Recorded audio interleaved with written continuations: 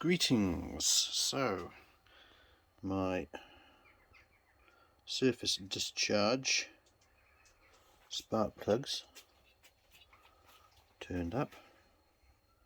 A bit expensive, about £10 each, but got to expect that for racing plugs. So the interesting thing, I have used surface discharge plugs once before. Funny enough, on my Ducati 851, I used those.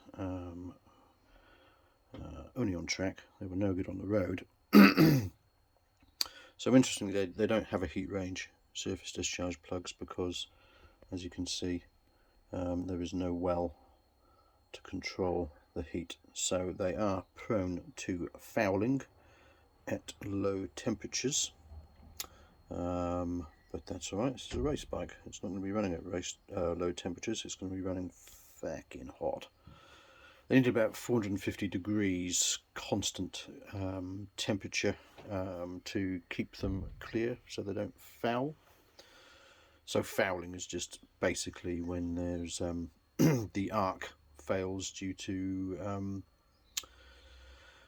the plugs not being kept clean due to carbon, oil, petrol, whatever, just getting on them and stopping or reducing the arc.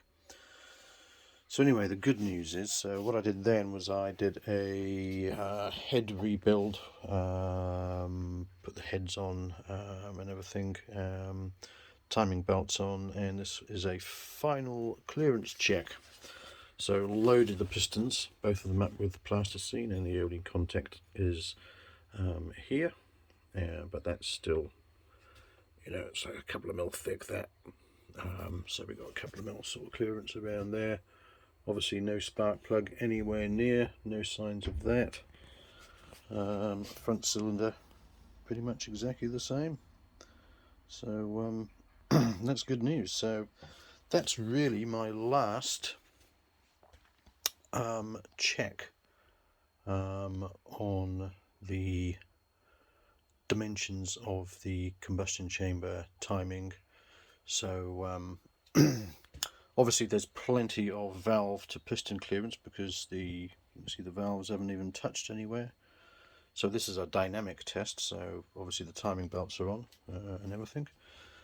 So yeah, nothing is going to touch or come near to touching. Compression ratio is still going to be about the 10.2 to 1, but that's what it is. Can't do much about that at this stage. Other than new pistons, and that's not going to happen. There's my little chem timing tools with the big notch sort of cutout, but of course, because I marked the belts up with ink, don't need those anymore, done that bit. So I'll just put them on a box and they can go with the bike if and when it gets sold. Valve to valve clearance, you can see here. So that's exhaust opening. Just trying to do this one with one hand, a bit tricky. Exhaust opening, exhaust closing, and as the exhaust is closing, the inlet is opening. But you can see there is massive amounts of clearance there, so there's no way that those valves are ever going to touch or come anywhere near touching. So yeah, that's that check done. So now what I've got to do now is I have to gap the rings for the front piston, and once I've done that, I can actually put the barrels on with a base gasket and some gasket goo, some RTV, and put each head on and torque the head down. I'll be putting some blue Hylamar on this surface here and this surface there as a high temperature sealant. Torquing everything down,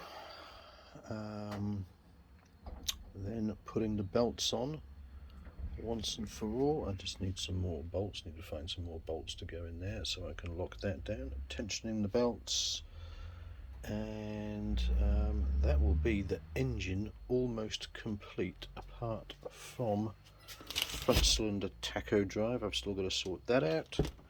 I've still got to find some way of tightening these nuts because they are a little bit loose axially. I managed to tighten this one, so everything's tight. That's just the backlash on the gears on this side. This cover can't go on permanently yet because I need an ignition system. This is the standard ignition pickups in here. Maybe they'll stay in, maybe not, but that side of the engine is still going to be a work in progress. I'm going to need to find another sprocket. This is a 530 and we're going to be running 520 chain, so I need to find another sprocket for there, but that can be done at any time.